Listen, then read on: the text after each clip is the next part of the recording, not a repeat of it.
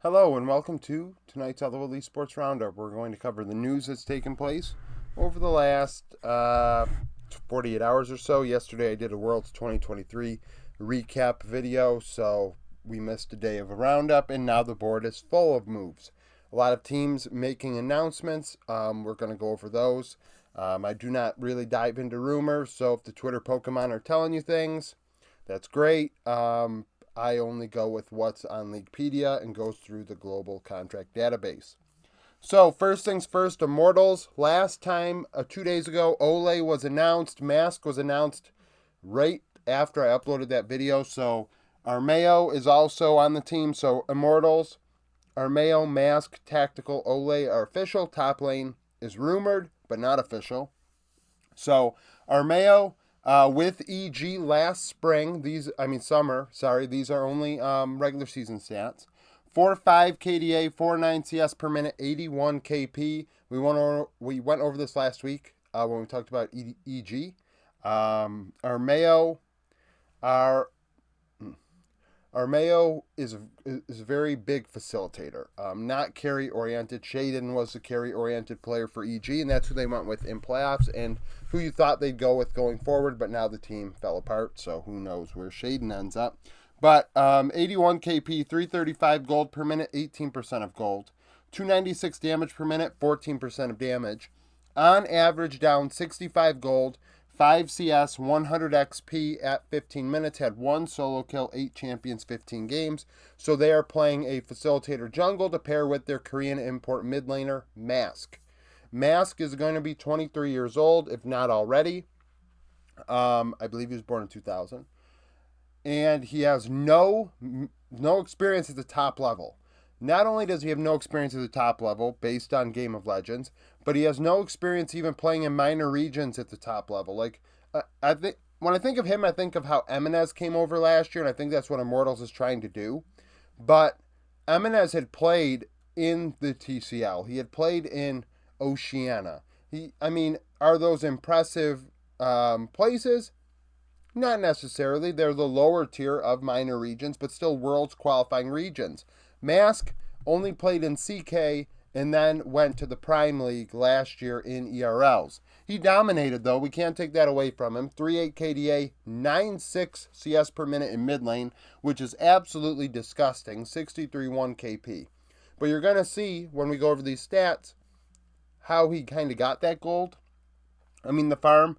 436 gold per minute is 23% of gold. 712 damage per minute, 28% of damage. He was the carry for his team.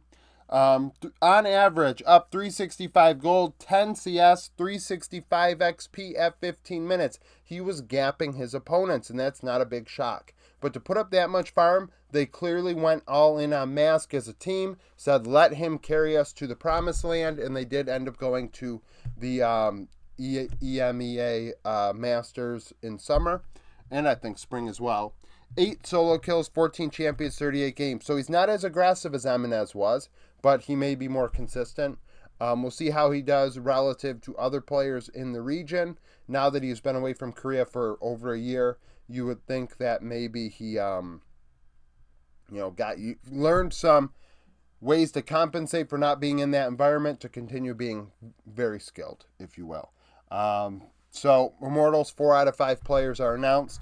Cloud9, this is official now. Jojo Pune has joined the team in mid lane. Thanks to Live Sandbox, Jojo was able to get a fair market value. 3.4 KDA, 8.9 CS per minute, 73.8 KP. So very good numbers. Are they Mask's numbers? No, but then again, Mask played in ERLs. Jojo played in a major region at the highest level. 437 gold per minute, 23.4% of EG's gold, 698 damage per minute, 31.1% of the damage. He was EG's carry. On average, he would gap his opponents, 330 gold, 8 CS, 155 XP. Very passive, however. Only 3 solo kills in 9 champions in 30 games. Jojo is one of the brightest spots of the LCS going forward. A native, and does very well. He's talented, and C9 looks disgusting. Vulcan rejoins the team after spending time with FlyQuest in summer alongside Prince and being part of that epic failure of a team. 2.9 KDA, 70.9 KP, 146 damage per minute, 2.92 vision score per minute. On average, he would place 8 wards every 5 minutes, a control ward every other minute, and only cleared 1 ward every 4 minutes. So it kind of goes to show you how they lacked in lane. Vulcan wasn't really able to get around the rift and clear wards. He was able to place wards, but not necessarily clear them. 9 champions in 18 games. Vulcan's one of the better LCS domestic supports. C9 will be fine. Probably once again going into the year as the favorite. A surprise move for Team Liquid. Rainover was demoted to assistant coach. He went 18-18 in the regular season, but was able to get to Worlds via the LCS Championship, so summer finals, if you will, going 12-10 in 22 games in the playoffs, but at Worlds went 1-4. Now that he's been demoted, Spawn is the coach. Spawn was their coach for TL Academy and Challengers the last few years. Before that, he was a coach in Oceania, so he has no major region experience at the highest level, but he did have a lot of success with Team Liquid Academy. I think he won 3 different splits, maybe even the 3 summers in a row in some fashion, whether it's playoffs or regular season. We'll see if he can carry that over to the main team, as it looks like they're going to go with an interesting roster. I've seen rumors that they still might import a couple Korean players, but it seems that they might be keeping also some of their younger roster. I mean, APA and Yeon are both players that were under contract, so there's a rumor that APA might re-sign with the team.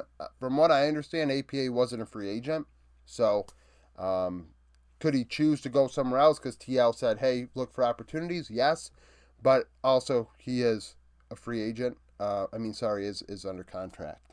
At least to my knowledge, based on that. LEC news, we got Vitality. Kaiser is officially let go at support, so that leaves only Photon on the team. 3.6 KDA, 71.7 KP, 171 damage per minute. A lot of people would blame Kaiser alongside Upset for being the problem. I will say Kaiser did not play great. Definitely left a lot to be desired. A player that I had really highly regarded a few years ago with Mad Lions. I think he's really fallen off. 277 vision score per minute, would place about 8 wards every 5 minutes. A control ward every 1 control ward. 3 control wards every 5 minutes. And cleared 3 wards every 10 minutes. So he's clearing wards. 3 ward. Jeez, I'm all over the place. There's just so much background shit going on. So 155 wards placed per minute. So about 8 wards every 5. Yes, 8 wards every 5 minutes. 3-5. 30. Sounds like 1 ward every 3 minutes. Clears 3 wards every 10 minutes. And puts down 3 control wards every 10 minutes. 16 champions in 45 games. Wide champion pool for Kaiser. Heretics, Vethio. Vethio is a player that I really, really enjoy watching. I think he is the best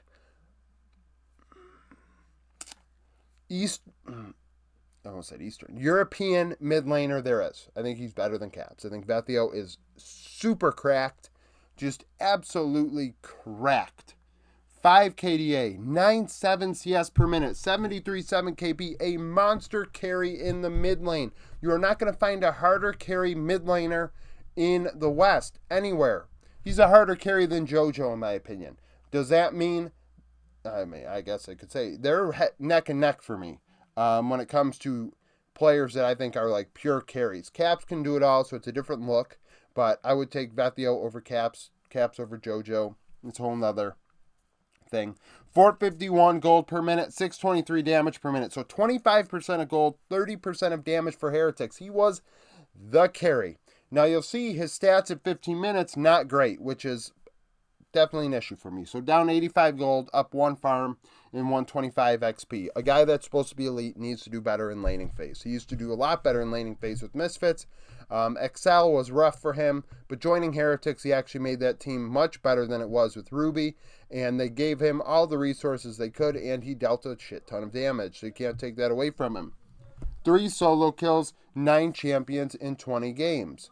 And then, lastly for LEC news, Koi is out, Rogue is in. Rogue is a team that I actually, if there was an LEC, well, I liked Misfits, but that was because I like Splice, Misfits, and then I guess I like Rogue's name. I think it's mysterious. But it's not that I root for the team. I just think the name is cool, better than Koi Fish. Like, no, Rogue is a much cooler name. So that organization is rebranded back to what it was. LCK news, HLE, a lot of hype around this roster now that it's official. Doran and Peanut have joined the top side from Gen G. Doran, these numbers are Worlds, Playoffs, and LCK regular season. 4 KDA, 8.5 CS per minute, 55.7 KP. He's an excellent top laner. He really showed an extra wrinkle to his game. I thought he was really only a weak side player, but this past split, he really took on a carry-oriented role. 420 gold per minute was 21.5% of the team's gold, 525 damage per minute, 23.8% of damage. On average, at 15 minutes, he was up 320 gold, 2 CS, 145 XP against his opponents. Had 22 solo kills, 11 champions, 59 games. So very aggressive, finding opportunities to outplay opponents. Doran really took the next step. Now, with HLE, I don't think he has the same opportunities he had with Gen G. And personally, and this will be more discussed in the HLE preview video in a month and a half or so, this team screams one-dimensional to me. A lot to do with Zeka, not with Doran. And that could pose a problem. Peanut in the jungle, excellent numbers this past year with Gen G. Took on a carry-oriented role as well as when they really showed different aspects. I thought Gen G, with all those aspects, I picked them to win Worlds. And in the end, they tanked in quarters. Well, didn't tank, they just lost. But, you know, they kind of reverted back to themselves. That's why Chovy's numbers ended up being so good. And I really wish they had shown more. But that's beside the point. 6.7 KDA, 6.1 CS per minute, 71.8 KP. These numbers are excellent. 363 gold per minute is about 19% of gold. 326 damage per minute, 15% of damage. On average against LCK junglers and Worlds junglers. Up 235 gold, 6 CS, 265 XP, 4 solo kills, 12 champions, 59 games. HLE will be a tough team. They should be a team that's considered a Worlds contender. We'll see if they can put it together next year. Live Sandbox made a couple moves. They announced their bot lane. I believe they re-signed Willer and I believe they re-signed well, no, I don't think mid has been determined yet. I think they re-signed the top side, but I'm not 100% certain. Henna joins from Brion. I do not like Bro. I do not think Bro is an organization that is being run properly. That's why the team stinks. It plays like it's 2015, and that's why I cannot stand it. So, Henna leaves that place. Delight, when he left, did excellent with Gen G. We'll see how Henna does now that he's leaving. 3.3 KDA, 10 CS per minute, 68.9 KP. 425 gold per minute, 520 damage per minute. That is about 24.5% of the team's gold, 27.7% of the damage. Now, kind of going to shit on Bro here for a second. Doran's numbers in top lane with Gen G. Pretty much the same gold and damage, but was much less of the shares because he was on Gen G. Gen G's a good team, and the top lane wasn't the carry. The fact that Brion had their 80 carry dealing this little amount of damage, how about you let them play? Take the shackles off. But that's besides, I couldn't not do it. On average, Henna was down 165 gold, 7 CS, 140 XP, 3 solo kills, 9 champions, 45 games. He played alongside Effort. We'll see how it goes with Jonghoon, who joins from Astralis in the LEC. Jonghoon, a very aggressive player, a fun player with his champion pool. I am curious how he's going to do with Live Sandbox. I really am. 2.4 KDA, 72 4 KP, 194 damage per minute, 3.07 vision score per minute, would place almost 9 wards every 5 minutes, would put 2 control wards down every 5 minutes, and then would clear 1 ward every 5 minutes. 1 ward every 3 minutes. 13 champions in 42 games. So Live Sandbox, Henna Jonghoon is the bot lane. And then lastly, we have D+ Kia. They fill out their roster. It is official now. They're going to go with Kingen, Lucid, Showmaker, Aiming, and Kellen. Kingen replaces Kana. Kingen, in some people's eyes, I believe, is still riding that one really good series he played, which came at the biggest moment that it could possibly come in. We can't take that away from him. He played an excellent series in 2022 World's Finals. Other than that, Kingen, I think, is pretty meh at best. I think he's a weak side top laner at best, and he should not be in a carry-oriented position. So with D+, 3.4 KDA, 8.4 CS per minute, 52.6 KP. These numbers are good because HLE put him in a position to try and carry sometimes, and it was just wasn't a good idea. 390 gold per minute is 21.1% of gold, 482 damage per minute, 23.3% of damage. On average, he wasn't getting gapped, just slightly behind at 15, down 35 gold, 1 CS, up 75 XP, 10 solo kills, 13 champions, 58 games. I do think that D+ with Kingen and Showmaker, like that, should be fine. Showmaker can play more carry-oriented stuff, allowing Kingen to do whatever he does. Now, Lucid has to figure things out. He's a very young player. He's an excellent player. We'll talk about him a couple times before the season begins. Definitely somebody I'm hyped about.